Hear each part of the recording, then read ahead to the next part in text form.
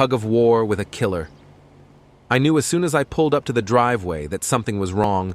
The garage door was halfway down, and an unknown car was parked inside. There were no lights on in the house either, even though I had left the porch light on. It was an old country house, and I found it spooky at times, especially when I stayed there alone, and since my wife worked as a flight attendant, it happened a lot. I would have rung the cops, but the only place I could get cell signal out there was inside the house.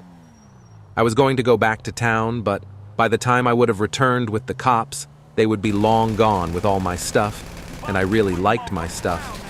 I thought I'd at least get the license plate so the police would have some chance of getting my stuff back. So, I turned off the lights and sneaked up the last 50 Fft to get a better look. It didn't take long before I realized that there were no plates, at least at the front, which I will admit made me panic. But I thought, since I came this far. Crouching down, I stayed close to the fence separating our property until I was a few feet away. Then I made a run for it.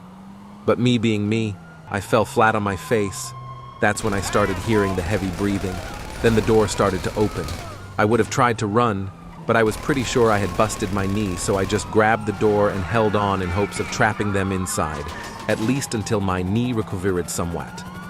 But the more I pulled, the more angry they seemed to be getting, growling and hissing, lifting me off the ground as they tried to drag the door open.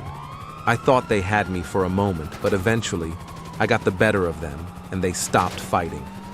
That's when I made a run for it. I didn't even look back to see if they were following me. I just got into that car and headed for the nearest police station, which was 30 minutes away. I was able to ring the cops after a few minutes, but went there anyways, in case I was followed. When I got there, I was expecting them to be sympathetic, but instead, they started reading me my rights.